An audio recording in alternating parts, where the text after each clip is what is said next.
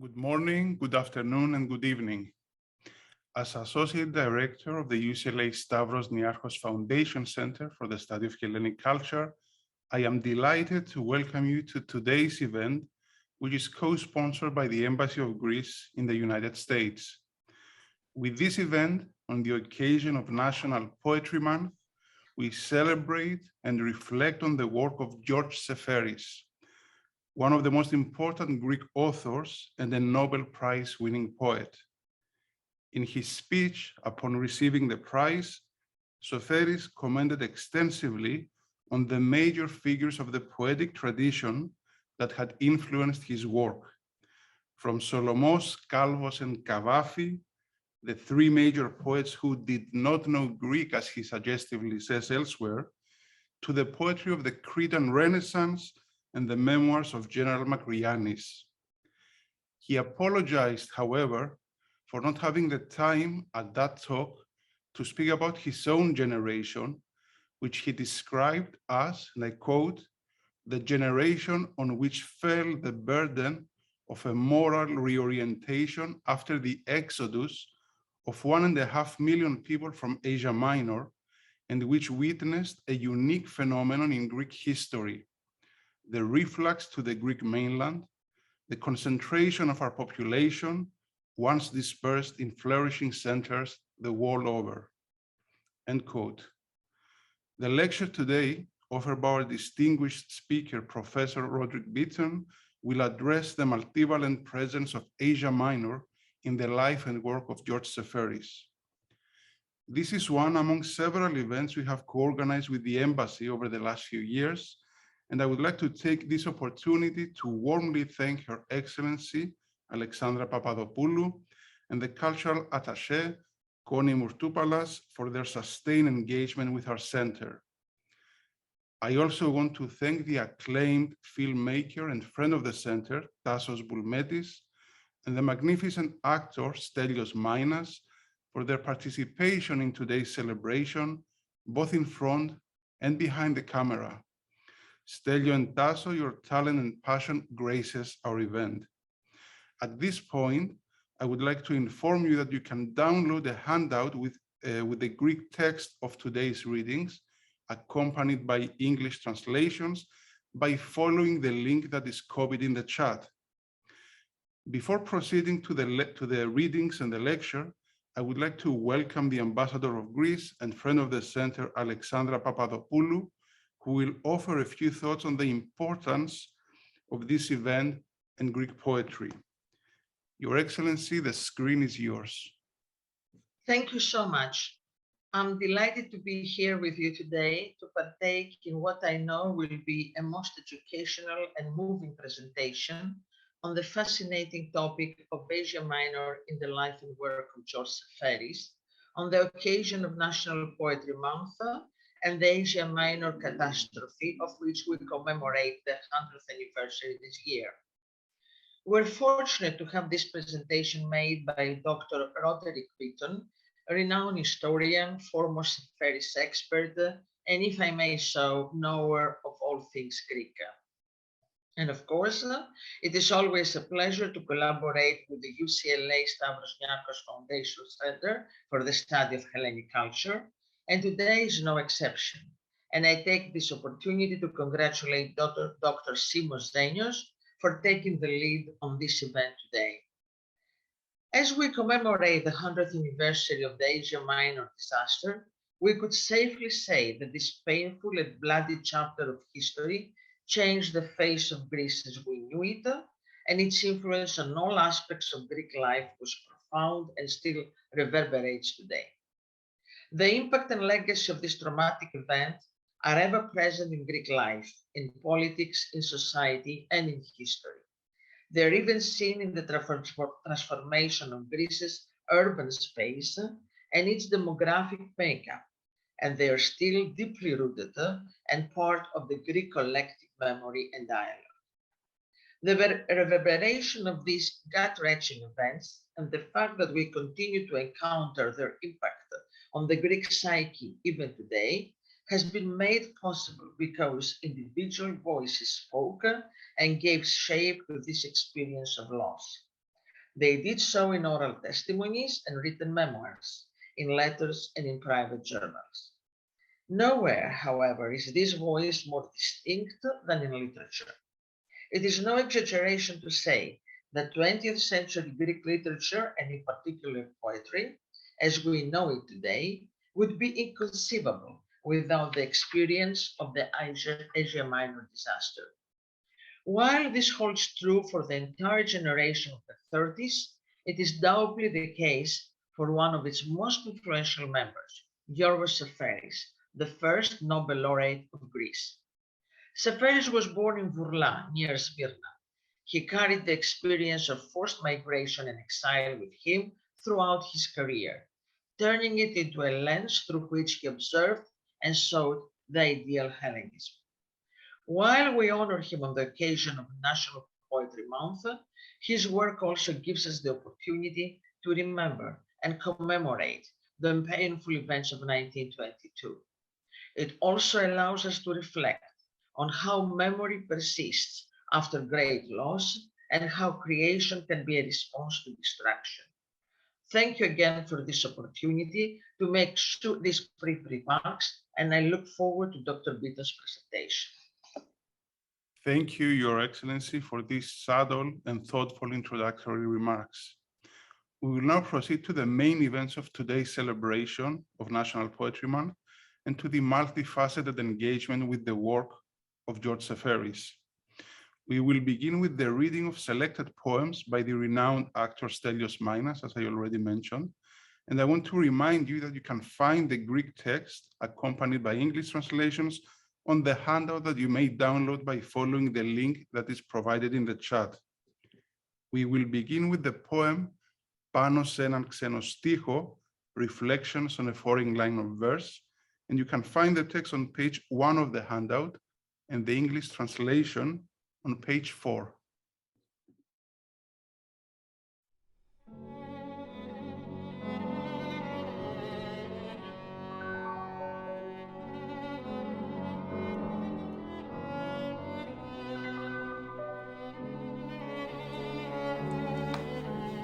Πάνω σε ένα ξένο στίχο. Ευτυχισμένος που έκανε το ταξίδι του Οδυσσέα. Ευτυχισμένος αν στο ξεκίνημα ένιωθε γερή την αρματοσιά μιας αγάπης, απλωμένη μέσα στο κορμί του σαν τις φλέβες όπου βουίζει το αίμα. Μιας αγάπης με ακατέλειτο ρυθμό, ακατανίκητης σαν τη μουσική και παντοτινής, γιατί γεννήθηκε όταν γεννηθήκαμε και σαν πεθαίνουμε, αν πεθαίνει δεν το ξέρουμε ούτε εμείς ούτε άλλος κανείς.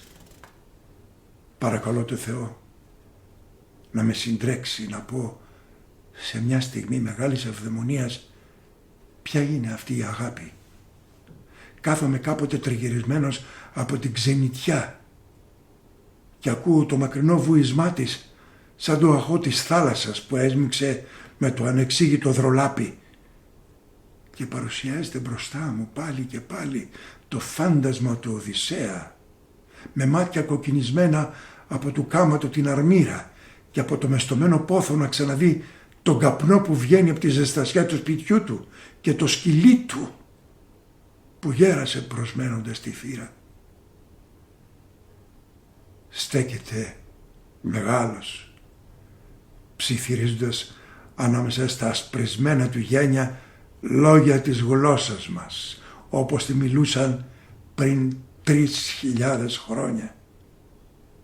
Απλώνει μια παλάμη ροζιασμένη από τα σκοινιά και το διάκι, με δέρμα δουλεμένο από το ξεροβόρι, από την κάψα και από τα χιόνια. Θα έλεγες πως θέλει να διώξει τον υπεράνθρωπο κύκλοπα που βλέπει με ένα μάτι τις σιρήνες που σαν τις ακούσεις ξεχνάς, τη σκύλα και τη χάριδη απανάμεσό μας.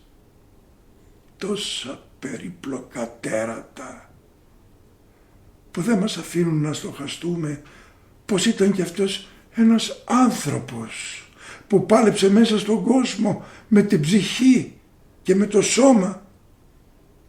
Είναι Ο μεγάλος Οδυσσέας, εκείνος που είπε να γίνει το ξύλινο άλογο και οι Αχαιοί κερδίσανε την Τρία. Φαντάζομαι πως έρχεται να μαρμινέψει, πως να φτιάξω κι εγώ ένα ξύλινο άλογο για να κερδίσω τη δική μου Τρία. Γιατί μιλά ταπεινά και μεγαλύνει χωρίς προσπάθεια. Λες με γνωρίζει σαν πατέρας, είτε σαν κάτι γέρους θαλασσινούς που ακομπισμένοι στα δίχτυα τους την ώρα που χειμώνιαζε και θύμωνε ο αγέρας μου λέγανε στα παιδικά μου χρόνια το τραγούδι του Ερωτόκριτου με τα δάκρυα στα μάτια. Τότες που τρόμαζα μέσα στον ύπνο μου ακούγοντας την αντίδικη μοίρα της αρετής να κατεβαίνει τα μαρμαρένια σκαλοπάτια. Μου λέει το δύσκολο πόνο να νιώθεις τα πανιά του καραβιού σου φουσκωμένα από τη θύμηση και την ψυχή σου να γίνεται τιμόνι και να είσαι μόνος, σκοτεινός μέσα στη νύχτα και ακυβέρνητος σαν τάχερο σταλόνι την πίκρα. Και πόσο παράξενα αντριεύεσαι μιλώντας με τους πεθαμένους όταν δεν φτάνουν πια οι ζωντανοί που σου απομέναν. Μιλά.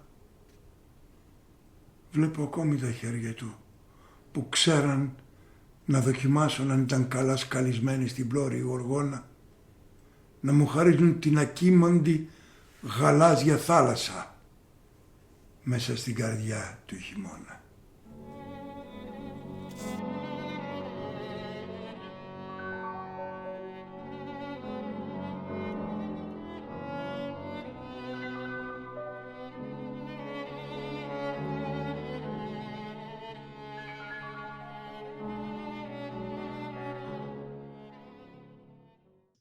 Before we proceed, we will listen to a second poem. We are choosing to begin with two poetry readings because both poems will be relevant to Professor Beaton's lecture. The second poem is Astyanax. It's from the larger work Mythistorima, and you can find the Greek original and the English translation on pages 7 and 8.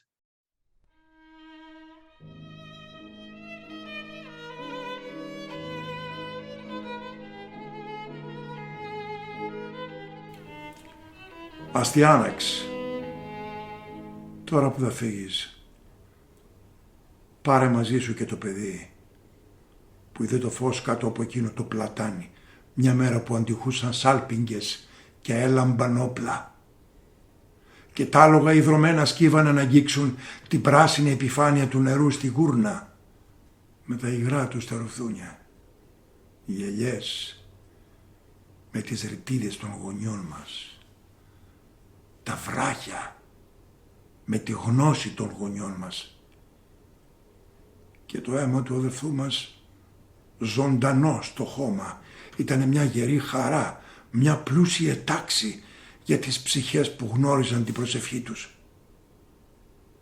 Τώρα που θα φύγεις, τώρα που η μέρα της πληρωμής χαράζει, τώρα που κανείς δεν ξέρει ποιον θα σκοτώσει και πώς θα τελειώσει, πάρε μαζί σου το παιδί που είδε το φως κάτω από τα φύλλα εκείνου του πλατάνου και μάθε του να μελετά τα δέντρα.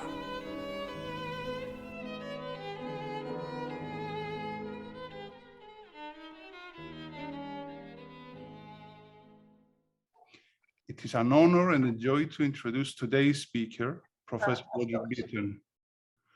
Roderick Beaton grew up in Edinburgh and studied English literature at Cambridge before specializing in modern Greek studies.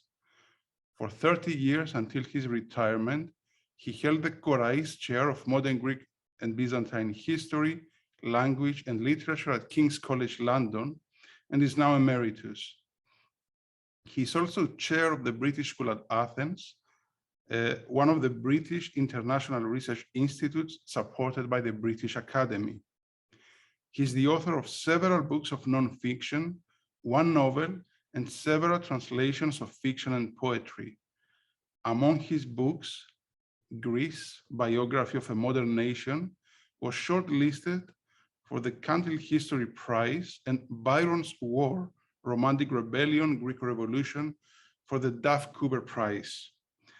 I also highlight two titles that are pertinent to today's event. The 2003 biography, George Seferis, Waiting for the Angel, and the 2016 translation of numerous works by Seferis in the volume Novel and Other Poems by Eora Press. He has frequently won awards for work on Greece and the Greek-speaking world, including the Anagnostis, Daedalus, Epilogos, Runciman, and Vardinogiannis prizes. He's a fellow of the British Academy, a fellow of King's College, and commander of the Order of Honor of the Hellenic Republic. From 2019 to 2021, he served as a member of the Committee Greece 2021, charged by the Greek government with overseeing events commemorating the 200th anniversary of the start of the Greek Revolution in 1821, and from September to December 2021 as Leventis visiting professor in Greek at the University of Edinburgh. His most recent book, The Greeks, A Global History, was published in November 2021. The title of his talk today is Asia Minor in the Life and Work of George Seferis. Professor Beaton, the screen is yours. Thank you very much, Dr. Zenius, for that kind introduction. Thank you and your colleagues at the Stavros Niarchos Center at UCLA also for your generous invitation. I'm sorry I can't be physically in the same room, but I also realize the rather wonderful thing about the Zoom world we've learned to become used to, that there are participants from probably all over the world in the Zoom room this morning, afternoon, or evening. So wherever you are, it's really good to be talking to you. And I do hope you'll have lots of questions we can discuss afterwards. Thank you also, Ambassador Papadopoulou, for introducing this event and for your kind words introducing the lecture as well. It's very good to have you with us today. Let me share my screen. In May 1944, at the height of a new crisis facing the Greek government in exile during the Second World War, Seferis served that government as a high-ranking diplomat, and George Seferis confided these thoughts to his Alexandrian Greek friend, Timos Malanos. In the slides, I'm showing you the Greek text, and I will read translations. Seferis wrote to Malanos, "It might surprise you if I tell you that the event that has affected me more than anything is the Asia Minor catastrophe. From the age of 13, I've never ceased to be a refugee." Yorios Seferiadis had been born in Smyrna, Izmir, Smyrni, in 1900, and he lived the first 14 years of his life in Asia Minor before his family moved to Athens. He adopted the pseudonym of Yorgos Seferis, and in English, George Seferis, when he began to publish his poetry in 1931. 3 decades after that, he would become the first Greek Nobel laureate, awarded the prize for literature in 1963. In an autobiographical testament written during the Second World War, but not published until after his death, Seferis gave an avowedly idealized account of one part of his early experience in Asia Minor. And in this, he chose to focus not on the city of Smyrna itself, his birthplace, and the permanent home of his family at that time, but rather he focused on a little fishing village some 30 kilometers to the west along the coast of the Gulf of Smyrna, where his maternal grandmother had inherited property. It was there that Seferis spent every summer until the age of 12. This was, it's called today in Turkish Urla Iskelesi, which is the Turkish form of the Greek name Skala Tuvurla. It's sometimes also presented as Skala Vorlon, but Seferis often refers to it simply as Skala, which Greek speakers among us, of course, recognize as the word used all over the Aegean. It just means a harbour. Seferis described from the perspective of 30 years later, he described Skala like this. And again, there's a photograph. The photograph is from his family archives from the time, and the Greek text is on the screen. Skala Tuvurla, writes Seferis, was for me the only place that even now I can call home in the most rooted sense of the word, the place where my childhood years burgeoned. Skala was what I loved. In the same way as on the stage of the medieval mystery plays, the earth is horizontally marked off from heaven, Skala was a circumscribed region, enclosed. It was like entering a garden out of the Arabian Nights, where all was joy. There, the people, the sailors, and the villagers were my own people. The roads, the trees, the shores were the roads, the trees, and the shores of a country that belonged to me. To the end of his life, so far as we know, Seferis never ceased to think of that eastern shore of the Aegean as his true home, and most particularly that lost paradise that was Skala Tuvurla. Even those people who met him much later in his life commented on his appearance or character as typically Mikrasiatis, a Greek from Asia Minor. The American novelist Henry Miller, who met Seferis in Athens in 1939, described him like this: Seferiadis is more Asiatic than any of the Greeks I met. He's languorous, suave, vital, and capable of surprising feats of strength and agility. He's a cross between a bull and a panther by nature. I don't know how accurate an account of Seferis in age 30, nearly 40 that was, still less whether Miller's highly characterized description of the Mikrasiatis is in any way typical of the inhabitants of the people who come from Smyrna. But for it, that's how it struck a Californian in 1939. Not surprisingly, therefore, these early experiences and this lifelong sense of identity permeate Seferis' poetry, his essays, and his correspondence too.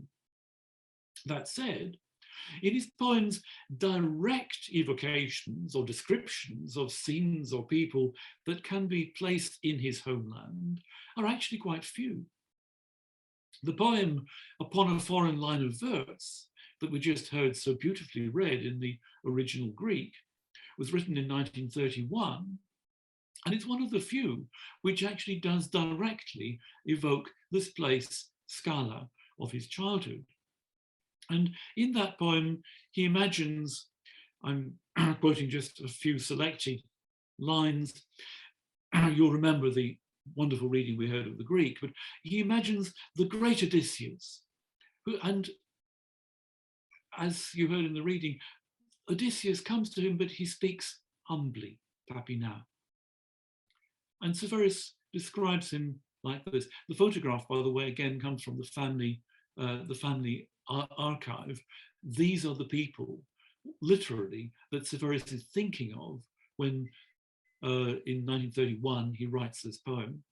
Odysseus, he says, it's like some old sailors who, leaning on their nets, with winter drawing on and the wind sharpening, who used to recite for me in childhood the song of Eratokritos with tears in their eyes. He speaks. I still can see his hands that knew how to test if the mermaid figurehead was well carved upon the prow, as they bring me as a gift the sea without a ripple and palest blue in the heart of winter. The name of Seferis' native city, Smyrna, appears only once in all his poems, and then only in a list of what he calls southern ports. Skala never appears by name at all, but it's often identifiable behind a frequently occurring phrase, the other world, or allos kosmos, or the other life, I άλλη ζωή. And that is a world whose main characteristic in Seferis' adult poetry is that it's no longer there. It's an absence. In a line from Mithistórima, it may be that we seek them because we seek the other life, the life beyond statues.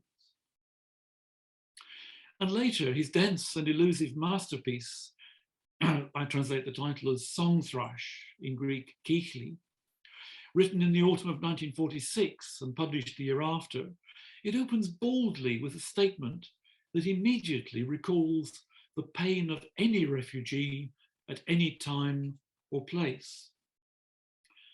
The houses where I lived were taken from me. Chance made those years difficult. Wars, massacres, displacements. No poem by Seferis evokes that sense of loss more poignantly than poem 17 of the sequence that he published in 1935 with the title Mithistórima, or novel. This is the poem that we were going to hear before the talk. We will now hear it later, but you have the whole poem in both languages on the screen. And as you will hear it read properly later, I'm only going to highlight one or two brief lines. It starts, now that you are leaving, take along with you also the child who saw the light beneath the plane tree yonder. The poem has the subtitle Astyanax, and this immediately serves to connect it to the ancient myths or legends about the Trojan War. Once upon a time, at the climax of a war fought between the two sides of the Aegean, the Greek side and the Trojan side, the Greeks had been victorious. Troy, the great city near the Hellespont, had been sacked. And the infant Astyanax, grandson of the Trojan king Priam and son of their strongest champion Hector, according to one version of the myth, was thrown down from the walls of the city so as to extinguish the last of Priam's bloodline. Another version has him ignominiously shipped to Greece among the female slaves. In Seferis' time, the latest war between the two sides of the Aegean, the war between Greece and Turkey in 1919 to 1922, had ended with the Greeks as the losers. And the obliteration of which the ambassador spoke so movingly just now, the obliteration of the Greek presence in Asia Minor, in a manner every bit as ruthless and as systematic as the Greeks' legendary or mythical uprooting of the Trojans more than 3,000 years before. The central stanza of the poem, right in the middle of the screen, evokes the age-old Greek presence in the very part of the world that Seferis himself had come from, in the close bond between the landscape and its inhabitants. That stanza begins, the olive trees that bore the wrinkles of our forefathers, the rocks that bore the wisdom of our forefathers. That stanza is bookended by the first and third, which, as you can see on the screen, and you'll hear later in the reading, have some shared lines. It is what literary scholars call ring composition. The poem takes you full circle. The first and the last stanzas could equally well refer to the fighting that had taken place in this region in 1921 and 1922, or in the 12th century BCE, the time of the legendary Trojan War. But whoever the combatants, whether ancient or modern, and regardless of which side comes out as victor this time, the human cost, the poem suggests, is going to be identical. And the mythical allusion in the form of the Trojan story underscores the likelihood that this time too, the child victim and the innocence that goes with him, who saw the light under the plane tree, that innocence will once again be cold-bloodedly snuffed out.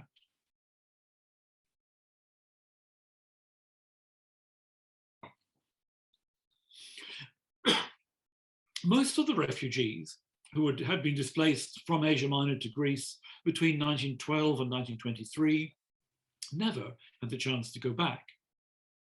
But after the Second World War was over, Seferis' diplomatic career took him to Ankara, the Turkish capital.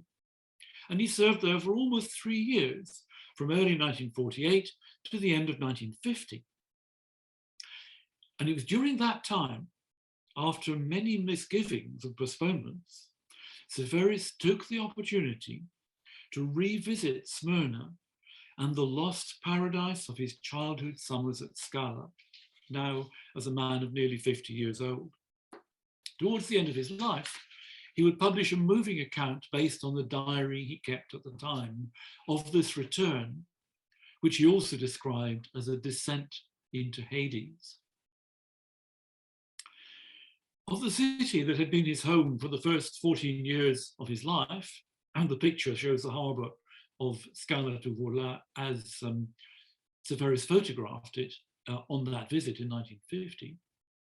But here in this extract, he's approaching not Scala, but Smyrna. It's the first time he's seen the city after his family left in 1914. And of course, in between, a large part of it has been burnt to the ground in the fire of 1922.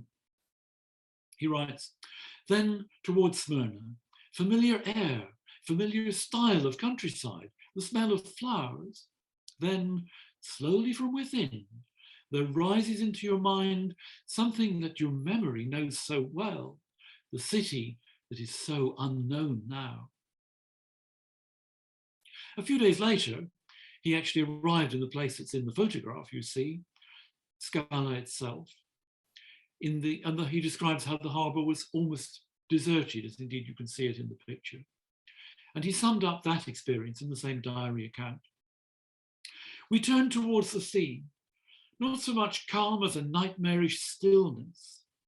The landscape was the inside of a sphere, and the things enclosed in this sphere, and I with them, had diminished and shrunk and fallen apart, so as to become a broken mock-up of the past, forgotten on a shelf. And he concluded, I find it so natural to have passed from this side of the Aegean to Athens. They have so much in common, the same atmosphere, the same myth. It's as though the gods look at you with the same mind. And perhaps you can't help remembering the gods in the Iliad who look down on Greeks and Trojans and take sometimes one side and sometimes the other, looking down on both. That visit took place in July 1950. In October of the same year, Seferis returned to Smyrna and spent 10 days in the city, but he never returned to Scala. He only went there the once. In that photograph, you see him photographed by the acquaintance who traveled with him at the door of the house that had been his grandmother's house, where he stayed as a child every summer till he was 12 years old. And on that second visit, he summed up his feelings about the Greek disaster of 1922. He wrote, it's not hatred that I feel. The thing that I feel most strongly inside is the opposite of hatred, an attempt to find room in my mind for the mechanism of catastrophe. And in another diary entry a little later, the evil thing happened, to kakoein. What matters is who redeems the evil that was done. Σημασία έχει ποιος εξαγοράζει το κακό. The years of his diplomatic post into Turkey also gave Seferis the opportunity, very rare for a Greek of his generation, to travel across Anatolia, Asia Minor, as well as to Constantinople. While there, he set about discovering the archaeological and artistic traces of the Greek presence in those regions in ancient and medieval times. As he wrote in the immediate aftermath of one of his trips by jeep in August 1950, he had found something to celebrate in the ancient ruins of a much wider Greek world than was accessible within the bounds of contemporary Greece. It's a photograph of the theatre at Ephesus. Those of you who've been to Ephesus in modern times will realize it's been massively restored since Seferis was there in 1950. But he describes it, these parts, these places, they're stuffed full with ancient cities like Turkish delight. Sorry, the translation is a rather bad pun, but in Greek, Lukumia doesn't, of course, refer to Turkey. Greek delight, maybe, stuffed with pistachio nuts. Hierapolis, Laodicea, Stratonice, Ephesus, Halicarnassus. I went over to Kos, which of course is in Greece, Pergamum. One of only 2 published poems which date from that time and which derive from these experiences is called Memory 2, Mnimi Vita, and it has a subtitle, Ephesus, referring to precisely those ruins.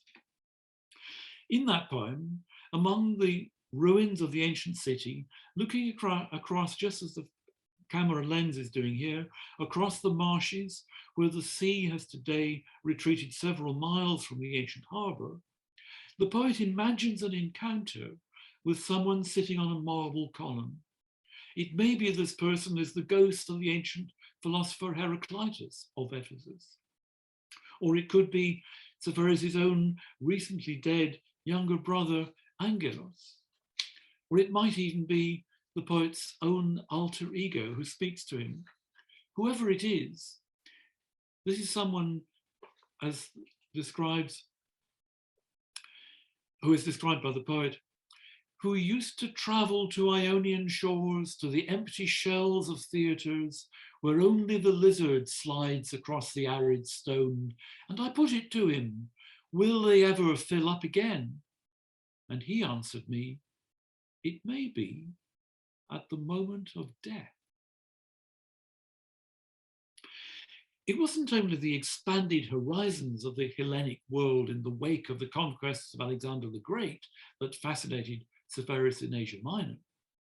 For hundreds of years, until the late 11th century, this had been the heartland of the Byzantine Empire, the region actually with the greatest concentration of Greek-speaking Orthodox Christians who called themselves Romans and whom we today call Byzantines, although they themselves never did. Until this time, Seferis' understanding of the Hellenic tradition, in common with most of his generation, had focused principally on the classical period and its myths, with their roots that reach far back into the mysterious civilizations of the Aegean Bronze Age. He had paid rather little attention to the Byzantine Middle Ages, which are almost entirely absent from his poetry until the 1940s, or indeed to the Orthodox Christian traditions of the Hellenic, of the Hellenic world. Now, while he was based in Ankara, he did. To his friend and confidant in Athens, George Katsimbilis, he'd written in September 1949, I'm trying to look, so far as I can without prejudice, at Byzantium. I'm going carefully. You see the Seferis' photograph of part of the Theodosian walls. I think it may be part of the Vlakiana Palace, but I could be wrong about that, in today's Constantinople, Istanbul. But notice that term, that tone of caution. He's uneasy. He doesn't really know how to handle the medieval Greek tradition of Byzantium. And to another close friend at this time, Katsimbilis' cousin, Zizimos Lorenzatos, with whom he had a lively correspondence, he wrote just a month later, "I'm trying to understand what Byzantium is. Something very different from how it looks from Athens." Two encounters in particular mark Seferis' belated rapprochement with Byzantium. One was with the vernacular style church decorations and humble inscriptions that he saw in the rock-cut monasteries in Cappadocia, which he visited in the summer of 1950, not long after his return to Scala, represented on the left-hand side of the screen. The other, which immediately followed that experience in Seferis' travels in Asia Minor, and on the right-hand side of your screen, was an encounter with the high point of the mosaic art of the so-called Paleologan Renaissance, that is of the 14th century in Constantinople, of the church known in Greek as the Chora, now called by the Turkish name Kariye Cami, in Constantinople, that had been commissioned by the Byzantine civil servant and polymath Theodoros Metochitis and built between the years 1316 and 1321. In Cappadocia, Seferis saw, I quote selectively from the sentence on the screen, he saw, I quote, "a turn towards the living, the real, the specific, the tangible, a preference for dramatic depiction, scene setting, rather than abstract elegance or unyielding hieratic symbolism, an insistence," again to quote, "on the living detail."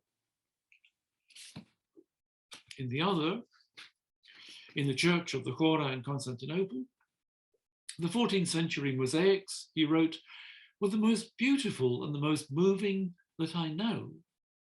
And he went on, "in the art of the Paleologan Renaissance, one will understand what can happen when our two traditions," this is Seferis speaking, "which have never ceased to be in conflict during 2000 years, sometimes come to converge in a perfect balance." End of quotation. He was referring, he said, to and he explains this in the Greek in front of you, to the tradition of Solomos in modern Greek poetry and the tradition of Cavafy, also in modern Greek poetry. That is to say, the conflict between the high culture and the language we know as Katharevusa and the demotic or the folk tradition exemplified by the national poet Solomos. And exactly how Seferis understood these two traditions coming together in these mosaics of the Chora church, he doesn't, to my mind, really make entirely clear. But he expresses the contrast again in the same account like this. And here you see one of Seferis' black and white photographs of the Cappadocian monasteries on the right. The one, he says, the two Greek traditions, the one that belongs to Constantinople on the left, brings nobility and grace and still preserves something from the old pagan times. The other, that belongs to the monasteries of Cappadocia, brings the pulse and the freshness of a life lived in the flesh. And in the brief conclusion to the diary account of these visits, dated 21st August 1950, as he wrote it up for publication a few years later, Seferis singles out a cypress tree in one of the scenes from the life of the Virgin Mary depicted in the Chora mosaics. I cannot for the life of me work out which cypress tree Seferis had in mind. In this image, there are several trees. They don't look to me that like cypress trees. Perhaps someone watching is more of an expert on 14th century mosaics and these wonderful mosaics in Istanbul, Constantinople than I am, and can set me right. But he says the cypress tree, I quote, still plays with the breath of the wind. In this swaying cypress tree, he goes on, there comes about, I quote, a consummation of two great traditions in the perfection of a single new act of creativity. Nothing like that ever happened, he concludes, in Greek letters. only in the visual arts. And so, he goes on, after the fall of Byzantium, I quote again, the two traditions remained foreign to one another and opposed, as they have always been. For you too to inherit them, speaking to himself, you, Seferis, the poet, to inherit these two rival Greek traditions. And this, for Seferis, is the legacy to the 20th century Greek writer from this double tradition of Byzantium that he had come to appreciate through his travels in his native land, from which he had been exiled since early adolescence. For Seferis, aged 50, Asia Minor was not only his own personal lost homeland, Hellenic Patrida, and that of his family, and more than 1 million of his contemporaries. It was also the lost homeland, Hellenic Patrida, of Hellenism itself, whose heartland it had been for many centuries. Finally, the story has a postscript. In the series of visits that Seferis paid to the island of Cyprus between 1952 and 1955, and in the poems, letters, and diaries that came out of those visits. Seferis experienced Cyprus during the final decade of British colonial rule, and just before the outbreak of armed revolt by Greek Cypriots against the British. Cyprus, he wrote in the note to the first edition of the poems now known by the title Logbook 3, Ημερολόγιο Καταστρώματος Γ, is a place where miracles still happen, literally where the miracle still functions. For Seferis, that miracle was his unexpected rediscovery of a way of life that he recognized at once as being the one that he had left behind in Scala the last time that he had spent a summer there in 1912. And I think it's wonderful, the faces in these two photographs, the one on the left from the family archive, it's one of the boats that came into Scala, photographed in about 1907. The faces on the right in, I forget where it is, in Cyprus. Seferis' own photograph taken in 1954. They're wearing the same clothes, very similar physiognomy. And that in turn was one of the reasons why he instantly became so passionately attached to the cause of uniting Cyprus with Greece, to which he would later devote all of his diplomatic and political energies from 1956 to 1959. I'm sure I don't need to remind you that Seferis, as well as being one of Greece's greatest poets, was also a lifelong diplomat who reached to a very high level in the Greek foreign ministry. Tellingly, again on this link between Cyprus and Asia Minor that he'd left behind, the first time he met the Cypriot leader, Archbishop Makarios, and also the future president of independent Cyprus, Seferis explained to his sister in a letter that he had previously met the Archbishop's father, and he described him, the father, as a simple islander, like the ones I used to know at Scala. Seferis' discovery of Cyprus was for him, he went on, a rediscovery of the Asia Minor home that he and so many others had thought was lost for good. As he put it in another letter, writing again to his sister, Ioanna Tsatsu, that's the second quote on the screen, I've fallen in love with this place, maybe because I found things here still living that had been lost in that other Greece. Part of this was what he had also recognized during his travels in Anatolia. That is to say, the traces of an ancient Hellenic and Byzantine civilization which far transcended the boundaries of the Greek state. And it was more even than that. What Seferis found and admired in Cyprus was not only what he called in a letter of the time, the most solid Hellenism I've encountered anywhere, ο πιο ατόφιος ελληνισμός, this one might have expected, not least in view of British propaganda at the time, which actually sought to deny the Hellenic identity of the Greek Cypriots.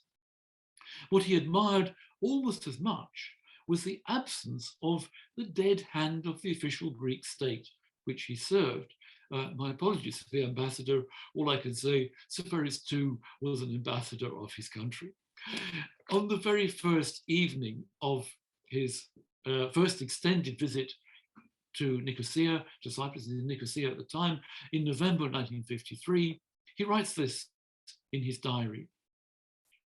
From here, one experiences Greece as suddenly spacious, broader.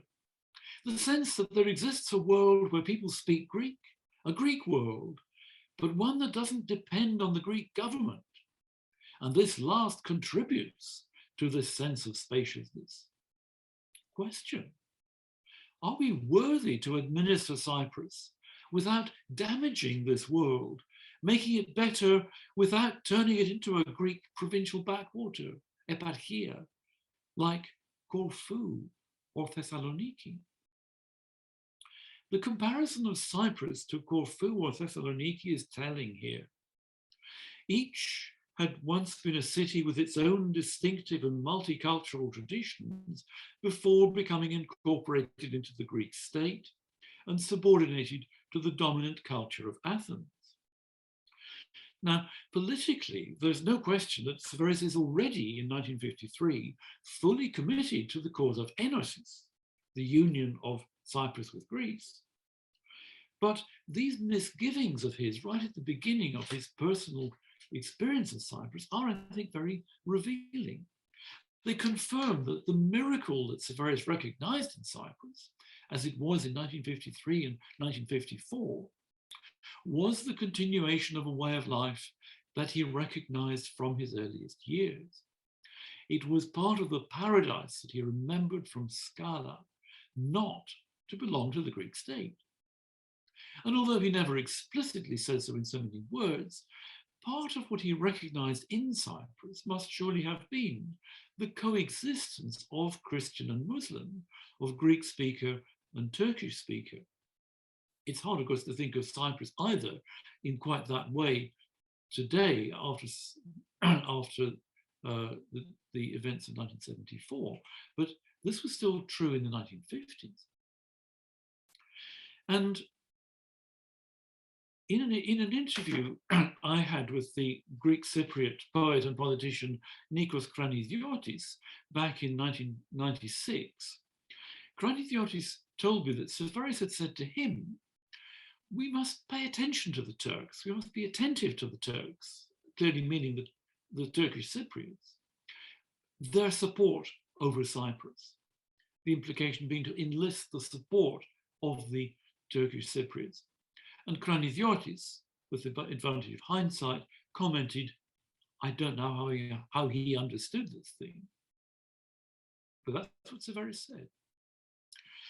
To complete the picture, there was even the presence of an imperial power, which could at any moment turn against this idyllic and perhaps precarious way of life.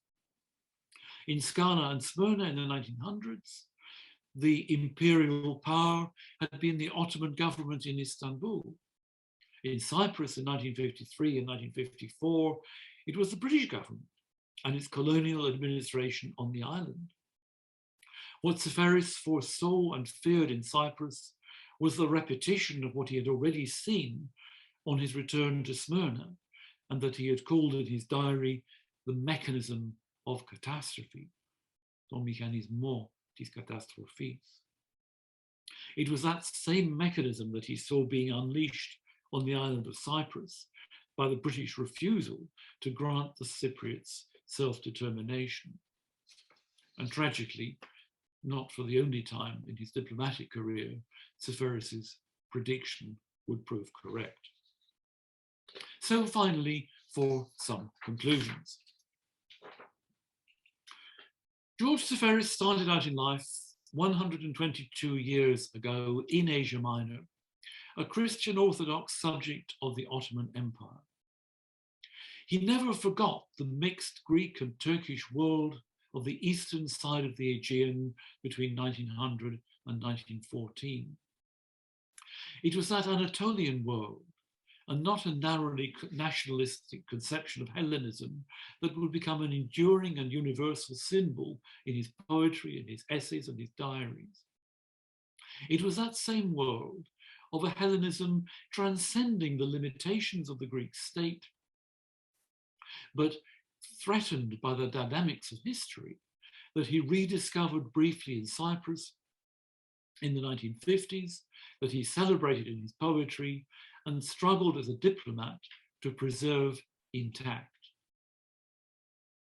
Neither the world of Scala, as Seferis remembered it from 1914 on the top of the screen, nor the world of Cyprus, as he remembered it from before 1960, on the lower half of the screen, exists anymore.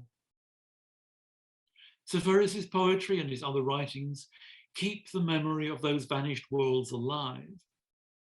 They also compel us to contemplate the forces of destruction that caused them to be obliterated, and to take stock for our own time, wherever and whenever we are living, of where these same forces may be found in the world today, and how their destructive force, the destructive power, might be averted in future. Thank you for listening. Σας ευχαριστώ για την ακρόαση. Thank you, Professor Beaton, for this incredibly rich and wide-ranging presentation. And given your emphasis on Cyprus, it's fortunate that the third poem that we will be listening today is Engomi. So we have a nice transition from the Asia Minor memories of Seferis to his later fascination and love for Cyprus. And we will now listen to the third poem, which, as I mentioned, is Engomi. It should be available on your handout on the Greek text on page 10 and the English translation, which is by Professor Beaton, taken from his recent translation of a large chunk of Seferis' work, is on page 13.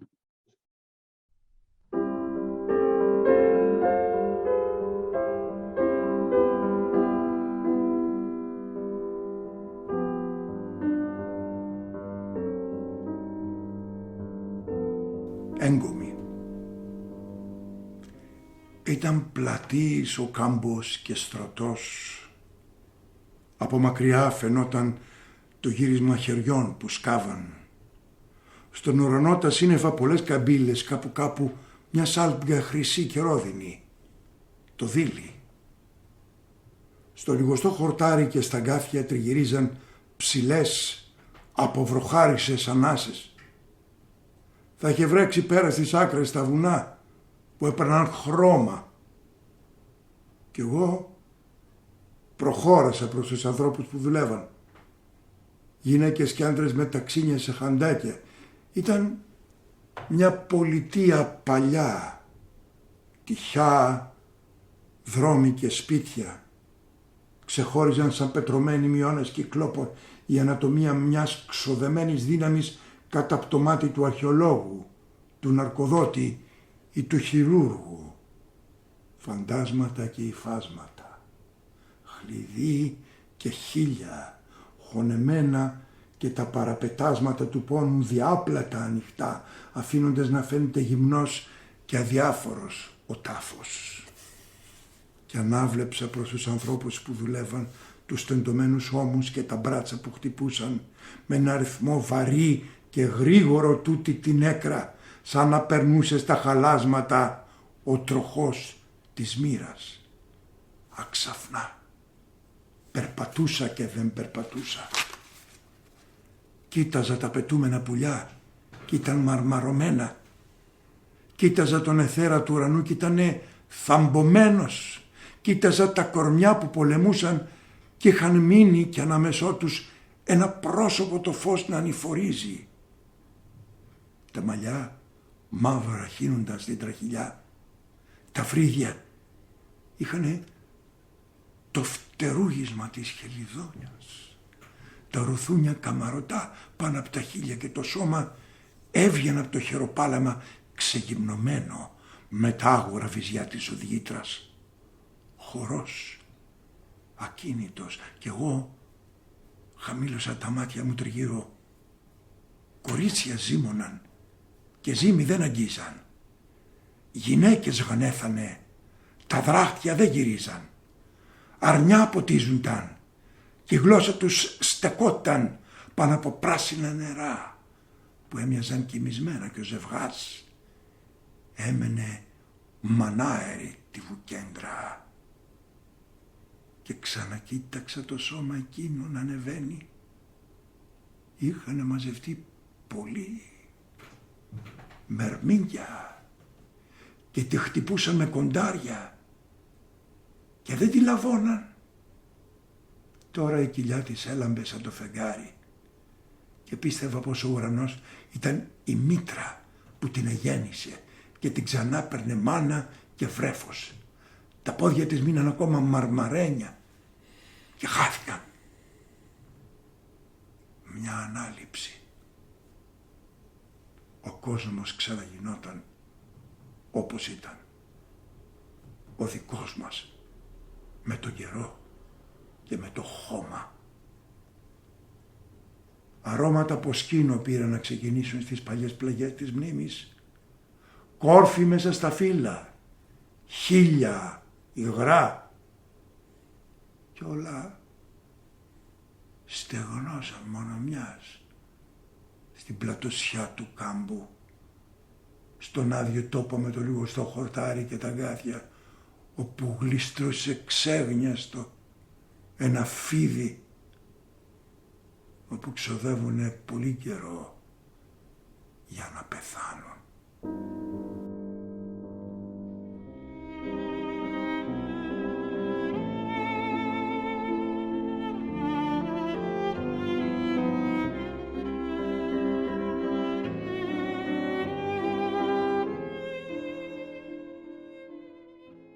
I want to thank you so much for the wonderful lecture.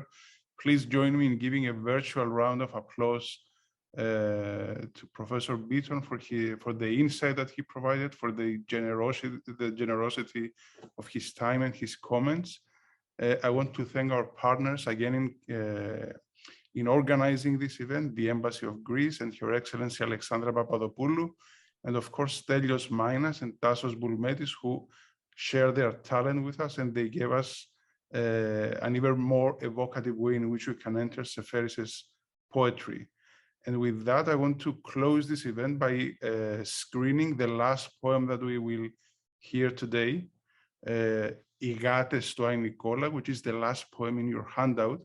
And I will be sharing the screen now before we leave you to continue your day or to finish your night.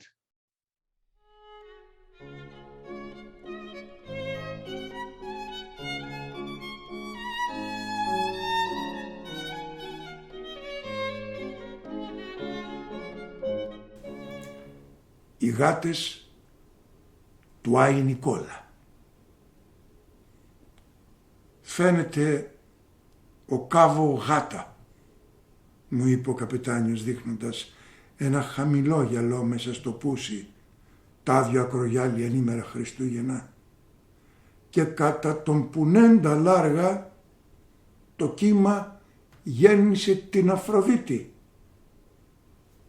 Λένε τον τόπο πέτρα του Ρωμιού, 3 καρτίνια αριστερά. Είχε τα μάτια της Σαλόμης η γάτα που έχασα τον άλλο χρόνο, και ο Ραμαζάν πως κοίταζε κατάματα το θάνατο. Μέρες ολόκληρες μέσα στο χιόνι της Ανατολής, στον παγωμένο ήλιο, κατάματα μέρες ολόκληρες ο μικρός Εφέσιος Θεός.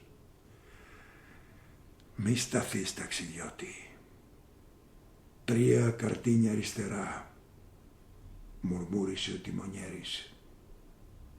Ίσως ο φίλος μου να κοντοστέκουνταν ξέμπαρκος τώρα κλειστός σε ένα μικρό σπίτι με εικόνες, γυρεύοντας παράθυρα πίσω από τα κάδα. Χτύπησε η καμπάνα του καραβιού σαν τη μονέδα πολιτείας που χάθηκε και ήρθε να ζωντανέψει πέφτοντας αλλοτινές αλεημοσύνες. Παράξενο, ξανά είπε ο καπετάνιος. Τούτη η καμπάνα μέρα που είναι μου θύμισε την άλλη εκείνη την μοναστηρίσια. Διηγόταν την ιστορία ένας καλόγερος, ένας μισότρολος, ένας όνειροπόλος. Τον καιρό της μεγάλης στέρνιας, 40 χρόνια αναβροχιά, ρημάχτηκε όλο το νησί. Πέθαινε ο κόσμος και γεννιούνταν φίδια, μιλούνια φίδια του τότε ακροτήρι, χοντρά σαν το ποδάρι ανθρώπου και φαρμακερά. Το μοναστήρι Τάι Νικόλα το είχαν τότε Αγιοβασιλίτες καλογέρι και ούτε μπορούσαν να δουλέψουν τα χωράφια και ούτε να βγάλουν τα κοπάδια στη βοσκή. Τους έσωσαν οι γάτες που αναθρέφαν. Την κάθε αυγή χτυπούσε μια καμπάνα και ξεκινούσαν τσούρμο για τη μάχη. Όλη μέρα χτυπιούνταν ως την ώρα που σήμαιναν το βραδινό ταγίνι. Απόδειλνα πάλι η καμπάνα και βγαίναν για τον πόλεμο της νύχτας. Ήτανε θαύμα να τις βλέπεις, λένε. Άλλη κουτσή και άλλη στραβή, την άλλη χωρίς μύτη, χωρίς αυτή προδιά κουρέλι. Έτσι με 4 καμπάνες την ημέρα πέρασαν μήνες, χρόνια, καιροί κι άλλοι καιροί. Άγρια πεισματικές και πάντα λαβωμένες ξολόθρεψαν τα φίδια. Μα στο τέλος χαθήκανε. Δεν άντεξαν τόσο φαρμάκι. Ως αν καράβι καταποντισμένο τίποτε δεν αφήσαν στον αφρό. Μήτε νιαούρισμα, μήτε καμπάνα. Γραμμή. Τι να σου κάνουν οι ταλέπορες, παλεύοντας και πίνοντας μέρα και νύχτα το αίμα, το φαρμακερό των ερπετών. Αιώνες φαρμάκι, γενιές φαρμάκι. Γραμμή. Αντιλάλησε αδιάφορος ο τιμονιέρης.